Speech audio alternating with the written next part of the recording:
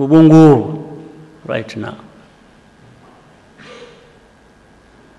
We have a case in that struggle where we want to determine for ourselves what to be, not somebody's deciding for us what to be. There is a case as we speak. It's not an isolated case. It's one of many cases that remind us how hard it is to travel on that journey for us to be able to decide to make choices of our future, of who we want to become. We have one of our senior officials of government, the head of Security and Intelligence Organization,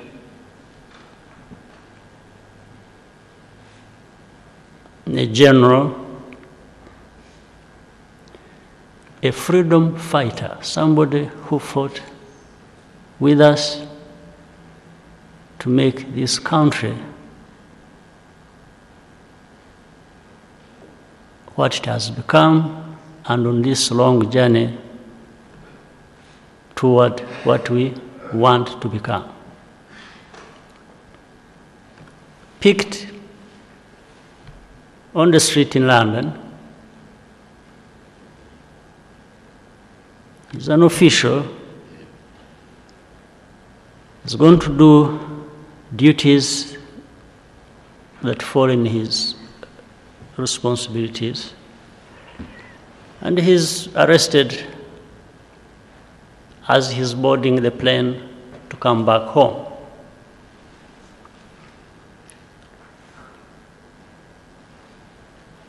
From that, we are told that there was a request from Spain, another country, Spain, that's in the UK first, then in Spain, that this person is wanted in Spain, therefore should be extradited to Spain for whatever crimes Spain says they want him for. And then we are told that the UK has a legal obligation to hand this person over by Spain, to Spain, wanted by Spain. And it doesn't matter what facts, what circumstances, what context, he must be handed over. It's an obligation. But that is very selective. Even by legal obligation, that is being very selective. Because UK has another legal obligation. The legal obligation is, this is an official of the state of Rwanda, of the people. A people who respect themselves, who don't offend others. A people who want to decide what they become. Not UK, not Spain, not France, deciding who they become. And it will never happen.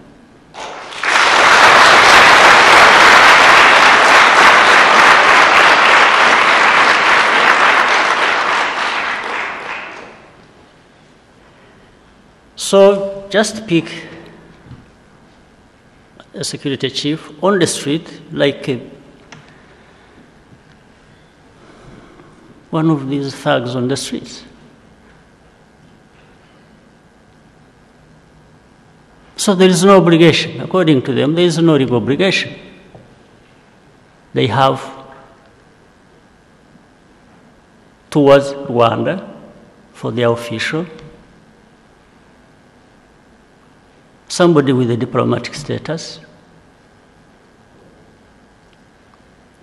because there is this other obligation they have toward Spain. Now, but look at the depth of this matter. First, it is France. Second, it is Spain. Now third, it's UK. I don't know who is coming next. All directed to inconvenience, to destabilize, to just show absolute contempt they have for Rwanda and for the African. Absolute contempt. Something African, something Rwandan doesn't feature anywhere in their considerations when it comes to making choices. It's not the first time. It's not going to be the last time. I know that.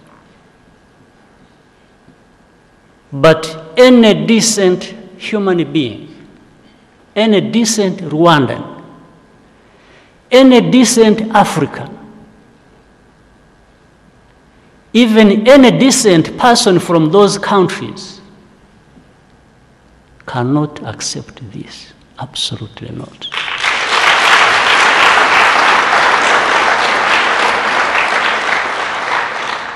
Absolutely not. In fact, sometimes I feel like being cynical about it, but let me put it this way. I think it is good, I really feel happy that of all people, it happens to us, Rwandans. Maybe if it had happened somewhere else, it would just disappear. But here, it is happening to the right people. The right people who want to stand up to this and who will always stand up to this.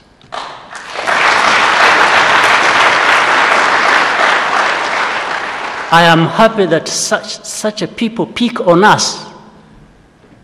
They pick on Rwanda to be the ones to treat like this. And we are up to the job in many ways. We don't have the power of wealth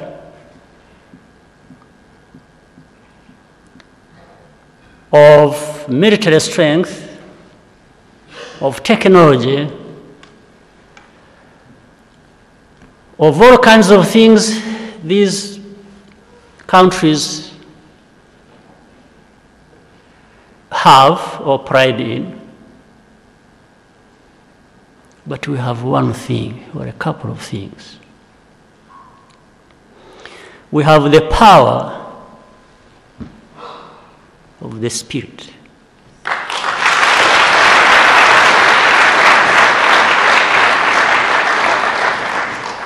We have the power of being underrated.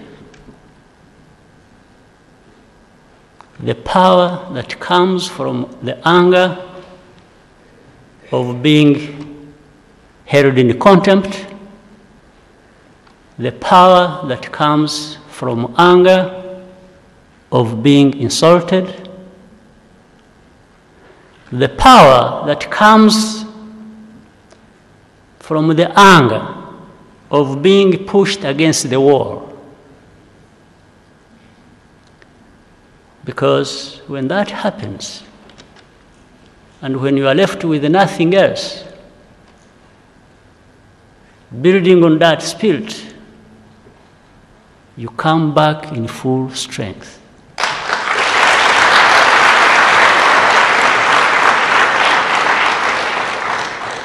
We have the power of resilience. We have the power that derives from the anger of the attempt in the history to wipe us off the surface of the earth, and we refuse to go.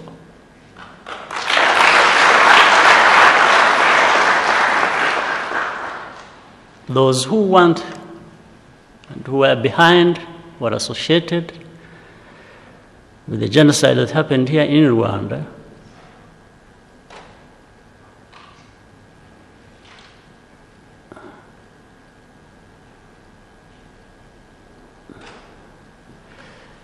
They did not reach the point they wanted to reach, not because they changed their mind on the way, not because they forgave us, but because they failed to achieve it.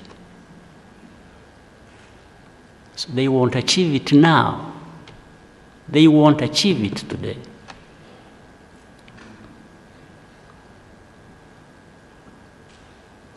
People may think they can put us down, but they'll never take us out.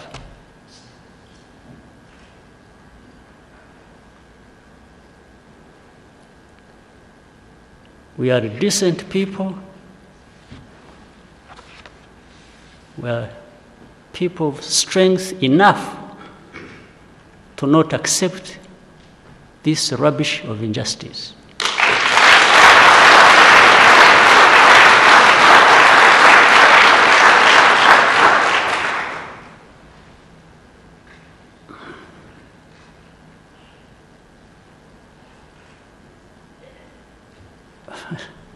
You know, I kept reading comments on the social media, different things about.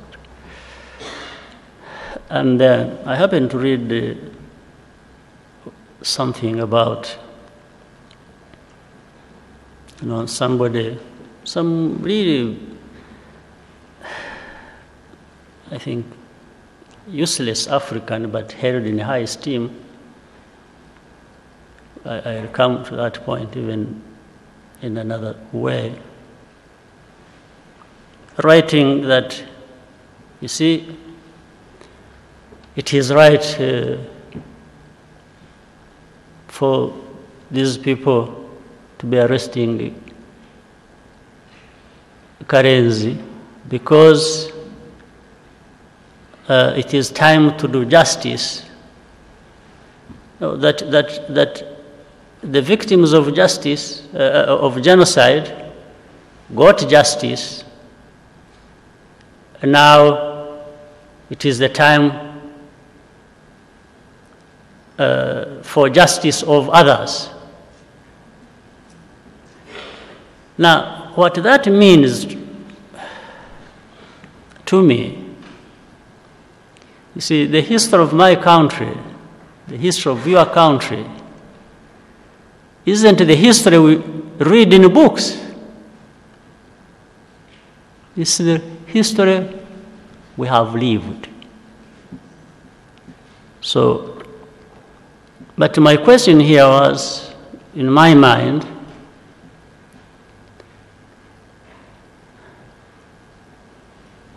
oh, so really the victims of genocide got justice. But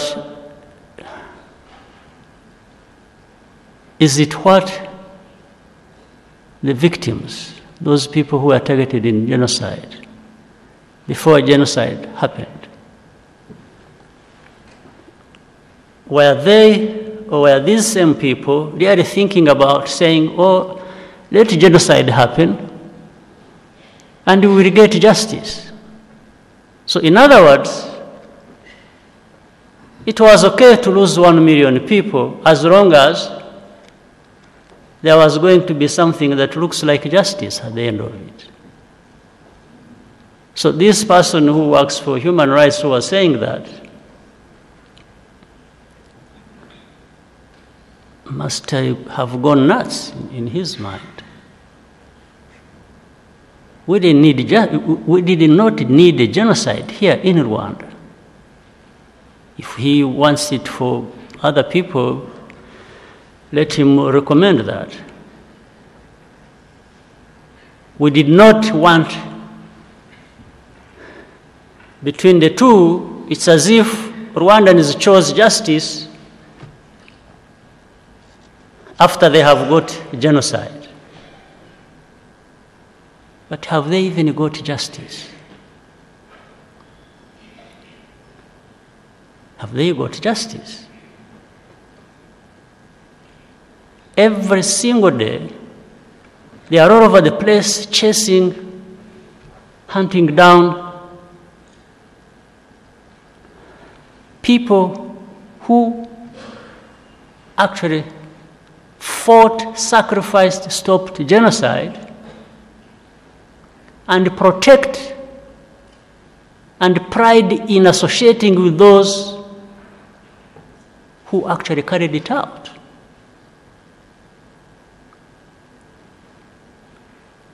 They do. Those capitals are full of people who carried out genocide here in Rwanda. If you are saying those who stopped it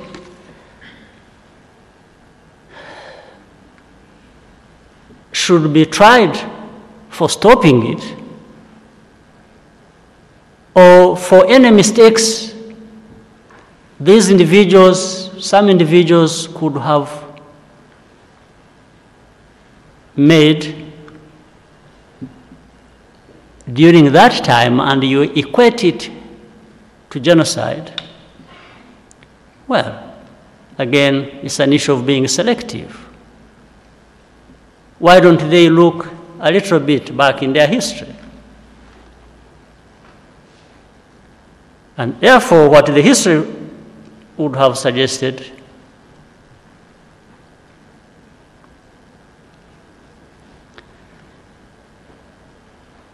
would have been to try those people who stopped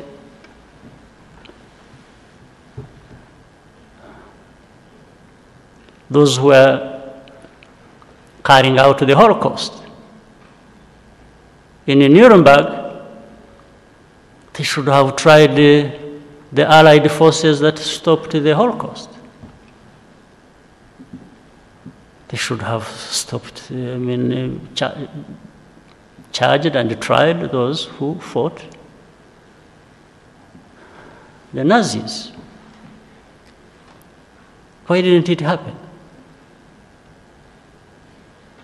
Because it's not an African situation.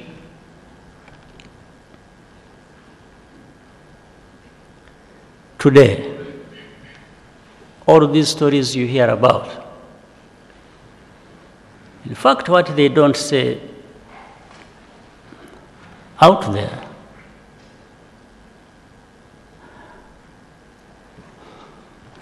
a couple of things.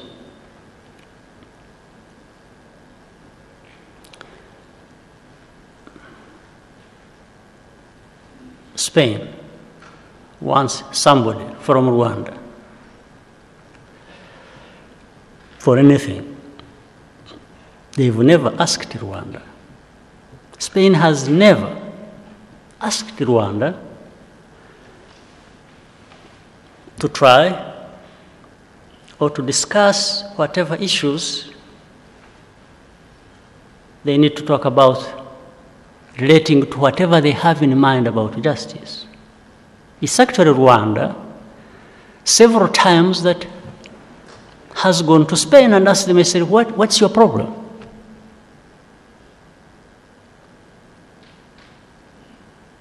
No, it's like they don't have to say anything. They'll wait until somebody is out, or they created these cases to actually inconvenience people so that they don't travel anywhere to do their business. But as we sit here, even with these judges and others who, some of them were sworn in today, they can tell me they are learned people in matters of law. I want to understand under what circumstances the laws of countries like ours or others become completely subordinate to the laws of other countries, to the point that other countries will say, no, we think somebody did something in your country, we want them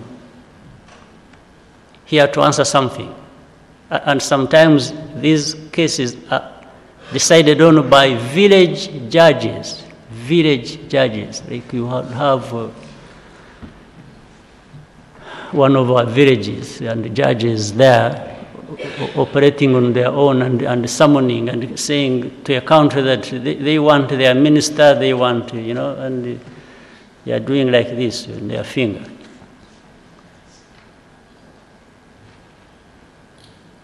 Yes, that tells the story.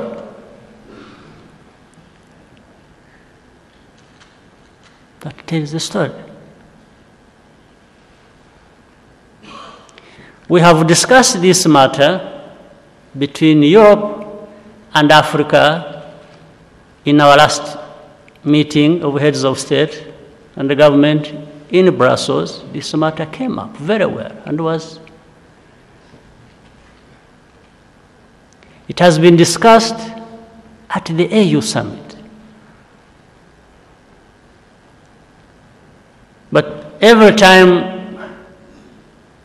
they decided to shelve it because they want this kind of situation to go on and go on forever.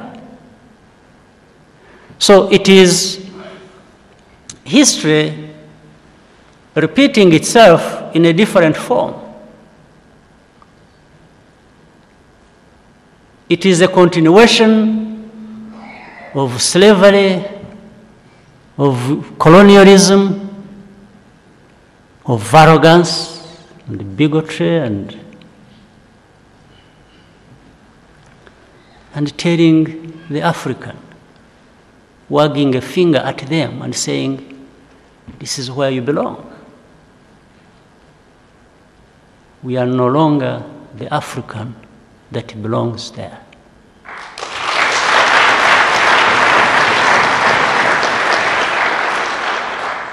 But there are Africans who belong there. Even among us.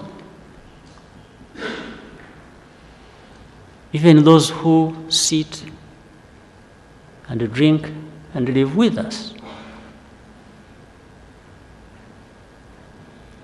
And these are the Africans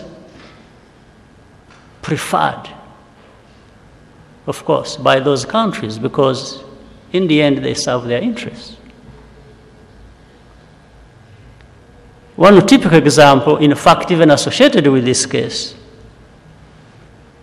we have Rwandans who are out there who exiled themselves under all sorts of claims. But all of them having cases here to answer for. All of them. Not a single one of them that does not have a case to answer here. Not a single one of them. If you check on their records, some ran away, they used to be in the army, and they have committed a series of crimes on record. They are there, they are on record. Others from outside. Others who used to work in places that you know. One of them who used to work for me. And the only thing he can talk about that one can look around especially without knowing other things. The only thing he can pride in is having ever worked for me. That's the only thing. Nothing else. And he ran away twice. He deserted and asked for mercy to come back to work. We allowed him to come back. Then he worked for some time. He was in another mess. He ran away again. But when he's out there, this is this man Himbara. You hear of every day, even yesterday or whenever he was on the radio talking about this case. Of course, these are people these countries find very important to associate with. And you know the reason? Among them, you have seen this BBC documentary, the so-called untold story. No, what they are talking about is not the untold story. The untold story is what underlies that documentary. The untold story is that these countries and the people who are behind it in those countries want to change the narrative, the actual story of what has happened in Rwanda that they were so deeply involved in. So they want to mask it by saying, no, it's not us. Look, these are the savages of Africa who kill each other. The genocide, no, it was between the Hutus and the Tutsis. This is the normal thing in Africa. It is the normal thing in Rwanda. These blacks turn on each other and kill one another. It's the normal thing. For us, there's nothing to do with us in those things that happened. So that they retain the moral ground on which to always operate from, dictating to the very Africans.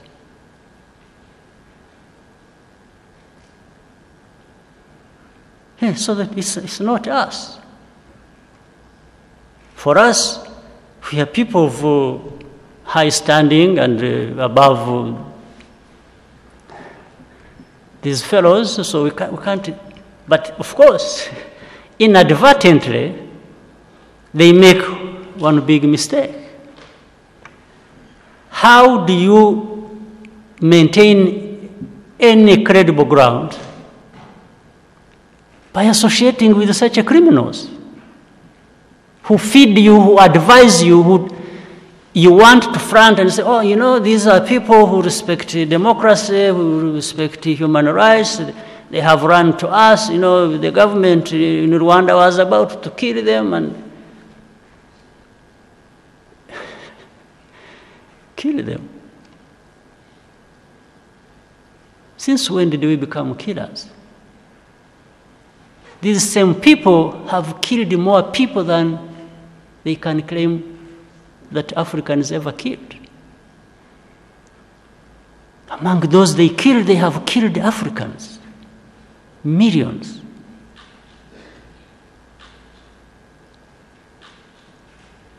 How?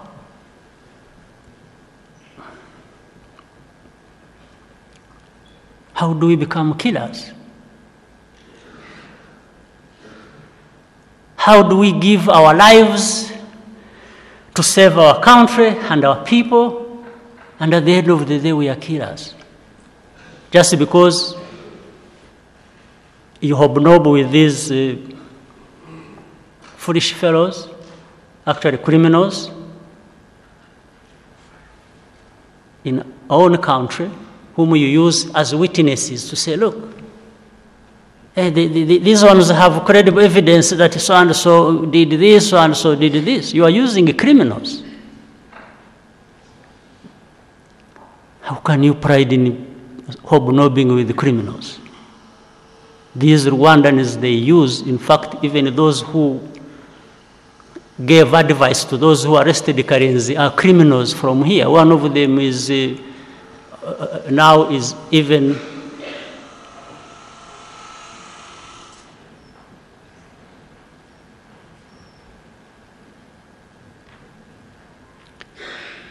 one of them happens to have now a dual citizenship. Is British, is Rwandan. A fellow called, people see him on Twitter every day, called Rene Mugenzi. How he wants to be of political influence in UK and then in Rwanda at the same time is going to be difficult. But he runs, him and another thug from army who ran away, he's a criminal, called Marara. They move around, tell the police, you know, the head of security of Rwanda is here in town. You know, we are threatened. We feel threatened because he will kill us. And then the others, oh, okay, we will go for him. That's one of the things that happened. Because this man, Karenzi, was arrested 3-4 days after. In fact, we didn't know. That's how much they can hold us all in contempt. We didn't know, but these fellows knew because they were writing it, those who, you know, follow, who read online news and so on. These same fellows, Rene, Marara, and some of their foreign friends living in Canada and one in the US, they are already writing, talking about the arrest of this man on the 17th of June, when we are told is when the indictment, the request for extradition came from Spain. For us, we only knew when he was being arrested. So these people have formed their own imaginary state of Rwanda that lives out there that they work with to determine what happens to us.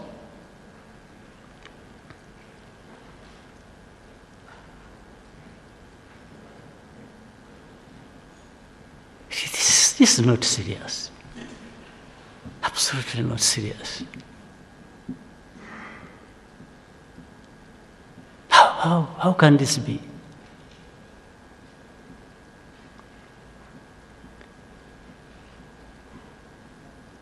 Hey, as I said last time here, somebody says, you know, we are really good friends. You know, we even support your development, which we appreciate, by the way. But do you support my development and take away my dignity at the same time?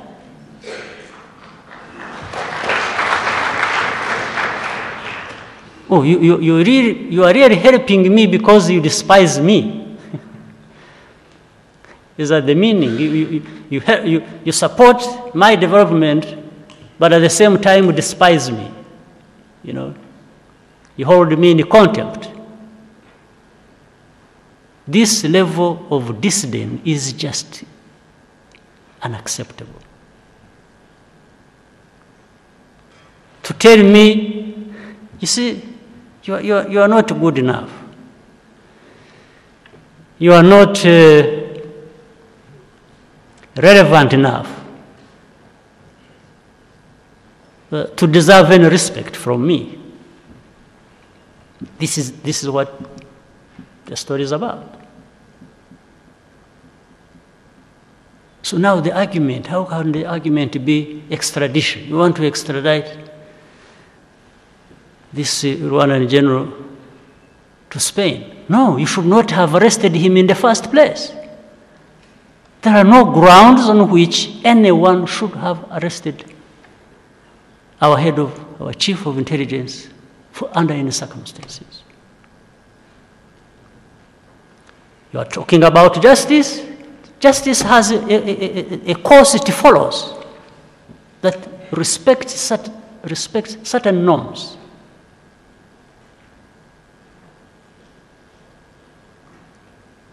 So I can't discuss with you. I don't understand the grounds on which we talk about extradition. Extradition to where? What right does Spain or any country have in this matter to try Rwanda, to try this head of intelligence? What right did this country have to arrest him in this manner? Later on now, talk about extradition. None of these two or more things have any basis, have anything other than absolute arrogance and holding people in contempt. Those are the only basis.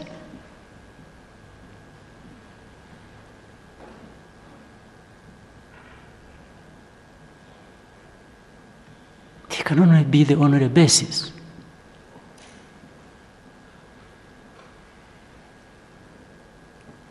So if people talk about rule of law, if they respect their laws even, you can't treat people like this. If this is how Africans must be treated, imagine if we are arrested here for any good reason. Even for any good reason, we arrested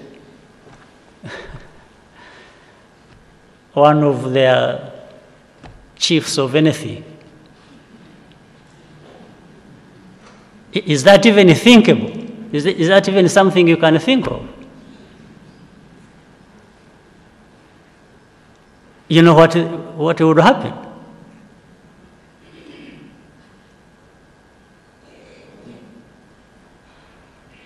But it is easy to do it to the African. Later on, and I think they must have mistaken him for, this problem they have of illegal immigrants. These fellows who are sinking in the boats in the Mediterranean, these brothers and sisters of ours and children and so on. The way they treat that is the way they treat a minister from Africa, the head of intelligence. Yeah, they really must have mistaken him for that. This illegal immigrant, what is he looking for here? But they know also that he works with them. He has been working with them on many sensitive things. That's how they turn around and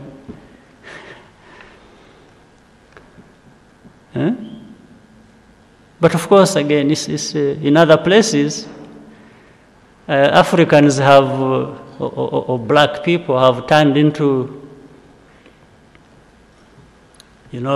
shooting practice. They become shooting practice targets. When people are learning to shoot, they have dummies, they have targets made from paper or something. They put their bull there and they miss, they hit. So actually, as we know it, we Africans and other blacks, wherever, we've become targets of shooting practice, of trigger happy people whenever they want to learn firing bullets. They practice on us. That's how far it has gone, or it has been.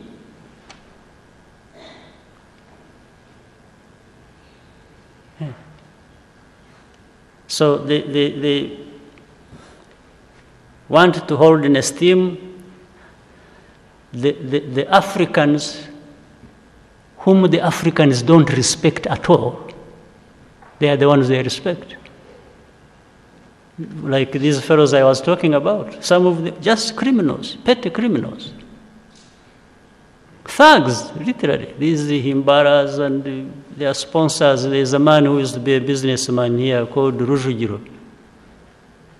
We found he's the one who paid the money to sponsor, to finance the other hearing which Himbara had in another friendly country. Himbara appearing anywhere to talk about Rwanda. Can you imagine? Eh? Why don't they invite one of you to go and talk about Rwanda? Why do they invite Himbara? Because he has a bad story to tell about us. Well, if there are bad stories about us, we will take care of that ourselves. You don't have to take care of me. You don't have to take care of my bad story. I don't take care of your bad story. If there are any wrongs here, if there are any things that need to be put right here, and there will always be many things to put right, absolutely, we should be the people who can look at it and put things right that we need to put right. But for somebody else to want to put right the wrong they may be perceiving happening here, is not the way to do business. But of course, I think they've run this kind of business for too long that they've got too used to that. Pulling back from it is almost impossible for them. They think every other day it is sweeter to continue practicing the same thing, even as it gets worse with us and makes us angry every day, more angry every day.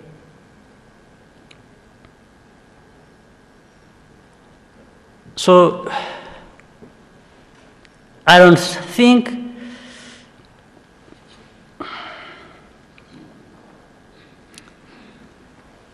we come here, we swear in ministers, judges, MPs, and we just go. And we just go and do what? If we don't internalize this and understand it. And any decent human being, any decent Rwandan, any decent anybody,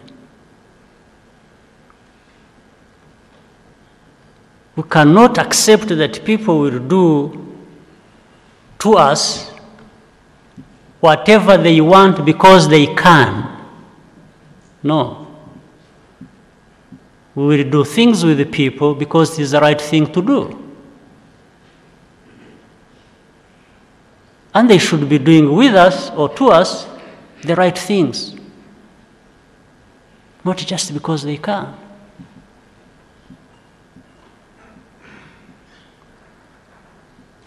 Not just because they can. So we will keep our heads cool, just need to keep your heads cool, because some of these things can drive people to a level of anger that you may even make a mistake. So just keep your heads cool. Keep your head. I'm trying to keep mine cool. I'm really trying.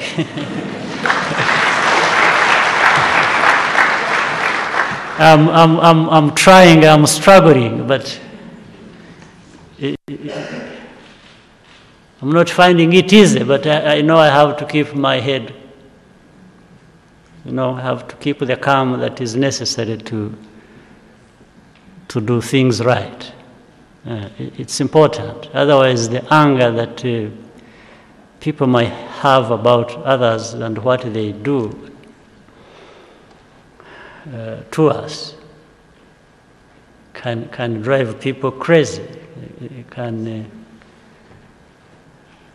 They can influence people to make mistakes.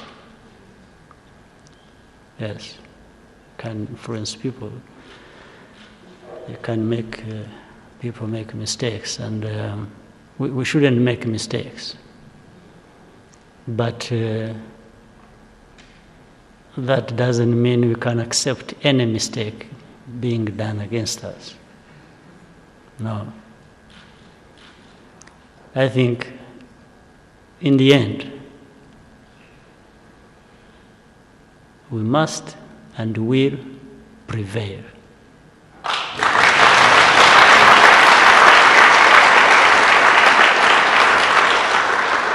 It doesn't matter how long. Other things we learned in our earlier days is really to be patient. But be patient and not just hope for time. Time is important in the patience, but it is also what you do in the time. It's what you do. You just don't sit back and say you are waiting it out and that you are patient. You must be patient while you are doing something. So these struggles you see we've been in, they take a long time. They take and require a lot of patience. But even more, they require a lot of thinking, hard thinking, and a lot of doing. And simply have the right spirit that won't easily be broken.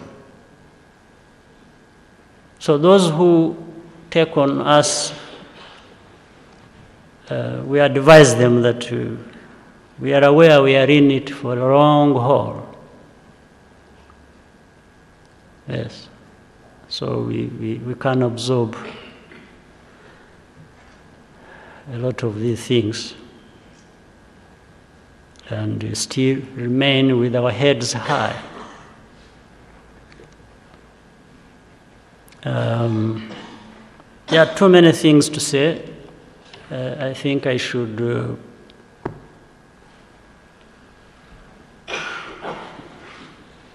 maybe allow you time to go and have your own thinking and more so doing of things that can make our country better in spite of all these things that happen to us. Thank you very much.